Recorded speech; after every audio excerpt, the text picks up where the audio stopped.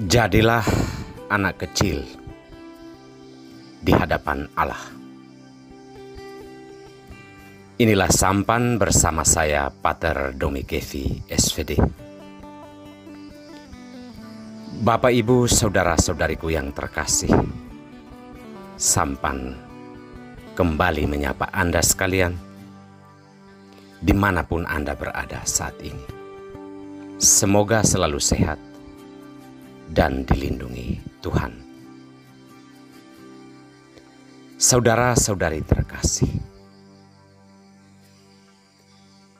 Tuhan tidak membutuhkan kepintaran Anda dan saya. Tuhan tidak membutuhkan seberapa hebat kita berbicara, kita berkhotbah, atau melakukan hal-hal yang besar. Tuhan tidak membutuhkan kesucian, apalagi dosa Anda dan saya. Apa yang dapat berkenan di hadapan Tuhan adalah sikap dan pembawaan diri kita. Seperti apakah sikap dan pembawaan kita yang pantas didengarkan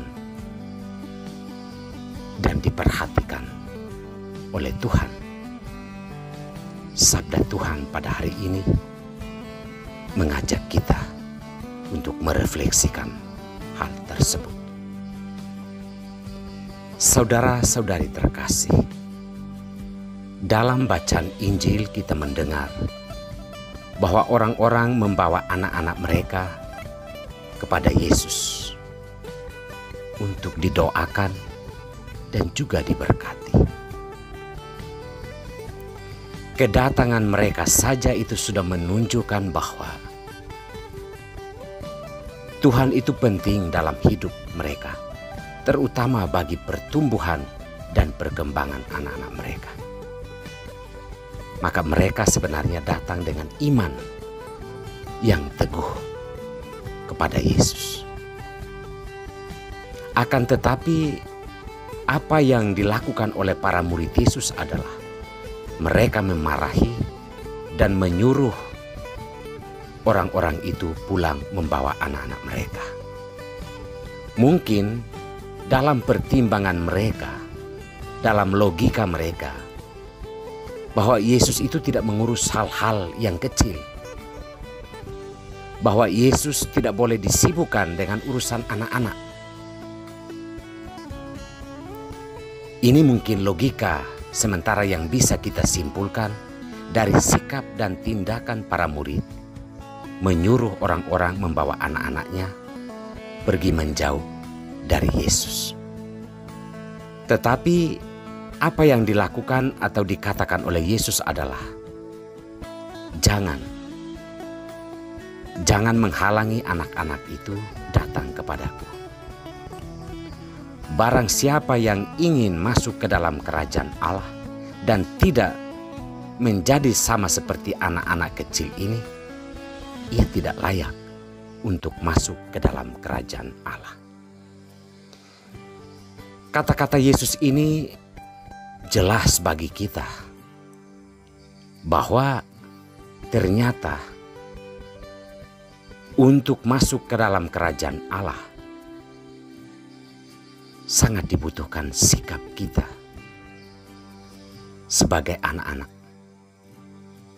Sikap seperti apa?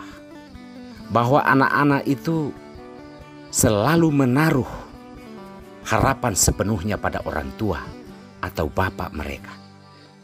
Mereka yakin akan terlindung dari berbagai macam hal yang menyakiti atau merugikan kehidupan mereka. Maka walaupun mungkin orang tua mereka dalam pandangan masyarakat atau pandangan orang lain tidak benar atau orang yang tidak baik, tetapi sebagai anak mereka menaruh kepercayaan sepenuhnya kepada orang tua atau ayah mereka dalam hal ini. Sikap seperti inilah yang diminta Yesus agar menjadi sikap kita orang beriman. Bahwa di hadapan Allah, kita pun harus menaruh harapan sepenuhnya kepada Allah.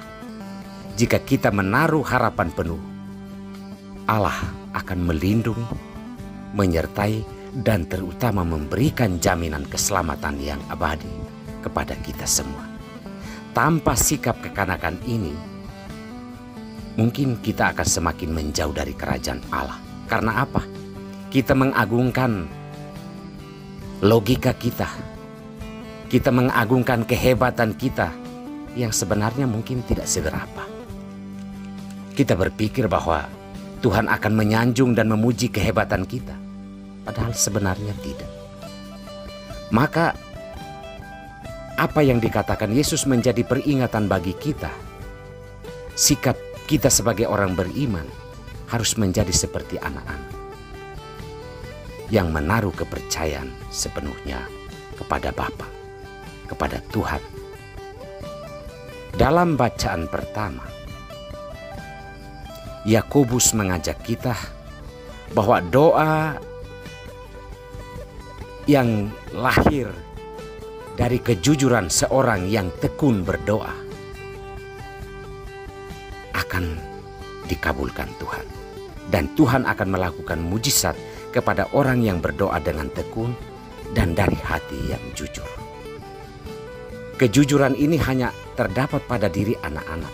Maka kalau kita berdoa dengan semangat seperti anak-anak, jujur apa adanya, tanpa banyak kalimat, memoles kalimat-kalimat kita, saya pikir itulah doa yang keluar dari hati nurani kita, dan doa seperti itulah yang didengarkan Tuhan. Saudara-saudari terkasih, sabda Tuhan sebenarnya mengajak kita untuk menyadari perjalanan hidup iman kita yang kadang masih dipenuhi dengan banyak kamuflase, banyak drama. Tuhan membutuhkan sikap hidup kita apa adanya. Dan doa kita, sekalipun kita ini orang berdosa, doa kita yang jujur bagi diri kita sendiri dan bagi orang lain, terutama bagi kebaikan dan keselamatan orang lain, Tuhan akan mendengarkan itu. Beriman itu tidak sulit. Beriman itu apa adanya di hadapan Tuhan dan apa adanya di hadapan sesama. Semoga kita memiliki semangat iman yang demikian. Tuhan memberkati kita semua.